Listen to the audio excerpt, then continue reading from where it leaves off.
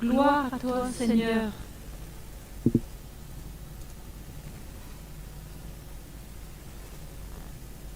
En ce temps-là, Jean le Baptiste se trouvait avec deux de ses disciples, posant son regard sur Jésus qui allait et venait, il dit, voici l'agneau de Dieu. Les deux disciples entendirent ce qu'il disait et ils suivirent Jésus. Se retournant, Jésus vit qu'il les suivait et leur dit, que cherchez-vous? Ils lui répondirent, Rabbi, ce qui veut dire maître, où demeures-tu? Il leur dit, venez et vous verrez. Ils allèrent donc, ils virent et ils demeuraient, et ils restèrent auprès de lui ces jours-là. C'était vers la 10e heure, environ 4 heures de l'après-midi.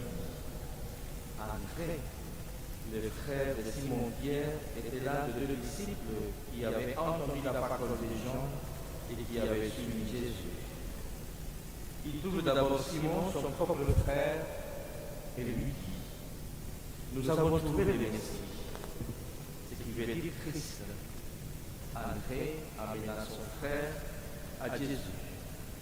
Jésus posa son regard sur lui et dit, tu es Simon, fils de Jean, tu t'appelleras Képhas, ce qui veut dire Pierre. Acclamons la parole de Dieu.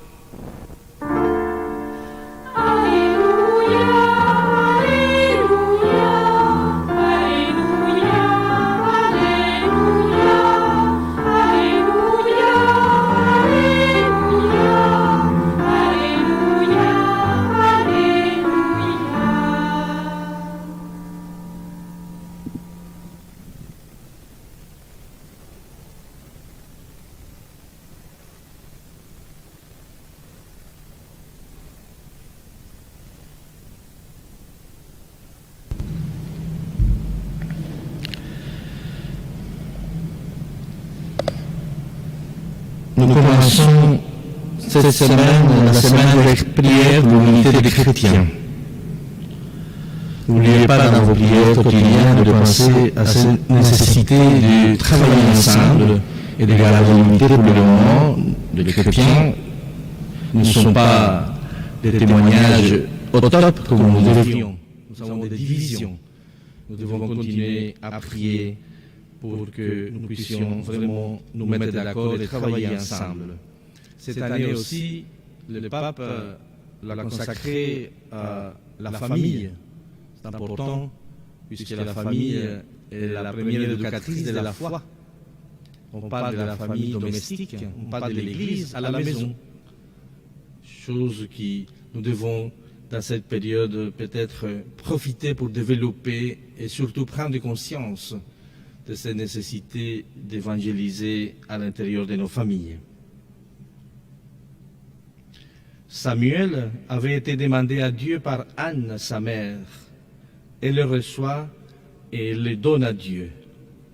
Anne est un exemple d'amour maternel pour nous tous et particulièrement dans cette année dédiée à la famille. Un enfant reçu, un enfant donné. Anne, comme vous le savez, annonce ce que fera la Vierge Marie qui a reçu un enfant, mais qui l'a donné au monde. Parle, Seigneur, ton serviteur écoute. C'est la prière que le jeune Samuel a apprise de la part du prêtre Élie. C'est un appel à la disponibilité à l'égard de Dieu qui a toujours des choses importantes à nous dire. Samuel a été appelé par son nom. Il en a été de même pour nous au jour de notre baptême. Rappelez-vous, le prêtre, le jour du baptême, lorsqu'il accueille l'enfant, il dit « Marie, Thérèse, Petra, Jean, au nom de la communauté chrétienne, je t'accueille avec une grande joie. » Nous avons aussi été appelés par notre nom, par notre prénom. Le Seigneur ne parle pas à une troupe anonyme, mais à des personnes bien précises. Chacun est unique à ses yeux. Chacun fait l'objet d'un unique amour. Comme vous le savez, la foi est une réponse à l'appel de Dieu. Il y a toujours un message de la plus haute importance à nous transmettre. Nous commençons notre prière en nous mettant à l'écoute du Seigneur. C'est un temps de silence, de recueillement, car le Seigneur ne parle pas dans les bruits. Trop souvent, on pense que la prière, c'est beaucoup de paroles. Et l'on oublie que c'est aussi un temps d'écoute, de silence intérieur. Parle, Seigneur, ton serviteur écoute. C'est la prière qu'un adulte enseigne à un enfant, c'est vrai. Également pour nous aujourd'hui, lorsque nous accueillons des enfants pour la catéchèse, nous essayons de les orienter vers cette écoute, à l'écoute du Seigneur, cette attitude d'écoute du Seigneur. C'est aussi la démarche des parents, des grands-parents et de toute la communauté chrétienne. Notre mission à tous, c'est d'apprendre aux enfants à accueillir la parole de Dieu. Et comme je vous disais tout à l'heure, le premier lieu de la rencontre avec Dieu doit être la famille. C'est là où l'on apprend le premier pas dans la vie spirituelle. C'est aux parents de nous apprendre, d'apprendre à ces enfants. Ils ont besoin des témoignages de notre foi et de notre prière, ces enfants-là. Donner, comme nous disons ici à Etterbeek, donner le goût de Dieu aux enfants doit être notre préoccupation première pour transmettre la foi en Jésus-Christ. Nous avons, comme vous le savez, besoin de lieux qui favorisent le recueillement et la prière. Dieu ne parle pas dans le bruit, Dieu parle dans le silence et nous devons l'écouter. Samuel, comme vous avez entendu dans la première lecture, avait une oreille attentive. Même dans la nuit, il a pu entendre la parole de Dieu. C'est sa disponibilité, c'est son cœur, c'est sa foi. Saint Paul, dans sa lettre aux Corinthiens, nous invite à éviter les scandales de toutes sortes dans les communautés, les divisions et les abus. Pour celui qui a entendu l'appel du Seigneur et qui l'a accueilli dans sa vie, ce n'est pas acceptable de vivre dans ces réalités de division et d'abus. Notre rencontre avec lui doit être le point de départ d'une vie entièrement renouvelée. Nous devons nous laisser guider par l'Esprit pour y parvenir. Nous, chrétiens, nous sommes soumis à toutes sortes de tentations, mais le Seigneur ne cesse de nous appeler. En ce dimanche, nous sommes tous invités à entendre sa parole et à la mettre en pratique dans notre vie de tous les jours. Nous avons entendu dans l'Évangile une voix que cette fois-ci a un visage. C'est la personne du Christ qui parle. Jean-Baptiste les désigne comme l'agneau de Dieu. 2 disciples se mettent à le suivre. Quand ils le voient, il leur dit « Que cherchez-vous » Cette question, il continue à nous la poser. Que cherchez-vous, vous qui êtes venus à cette église aujourd'hui, vous qui nous suivez par Internet, que cherchez-vous tout au long de vos journées, de vos semaines?